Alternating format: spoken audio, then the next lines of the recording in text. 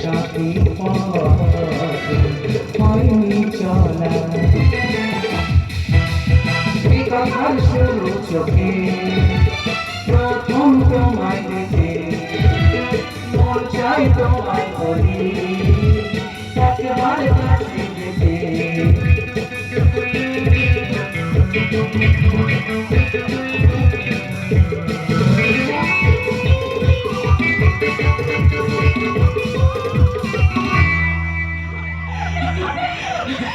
আমি সত্যি ভীষণ খুশি জানো, সেদিন তোমার প্রথম দেখার পর আমি মনে মনে তোমায় খুব ভালোবেসে ফেলেছি। কিন্তু কিন্তু বন্ধুরা, তোমার আমার মধ্যে যে আকাশ পাতাল তফাৎ। তুমি তুমি তুমি কোটিপতির মেয়ে। তাতে কি হয়েছে? ভালোবাসার মন্দিরে কোটিপতি ভিখারি একাকার হয়ে এক লাইনে বসে প্রসাদ খায়। ওসব কথা বইয়ের পাতাতে লেখা থাকে, কিন্তু সেখান থেকে জীবনের খাতায় উঠে আসে না ভাই।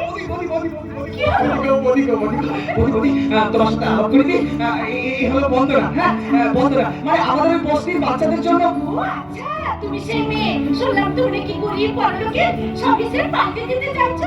না না বৌদি, চাইলে কি সব হয়? তবে আপনারা আশীর্বাদ করে কাছে ডেকে নিলে হয়তো নিশ্চয়ই একদিন পারবো। মহৎ কাজের জন্য মানুষের আশীর্বাদে অভাব হয় না ভাই। সেই আশা নিয়েই আজ আমি চলে যাচ্ছি বৌদি। আবার কবে আসবে?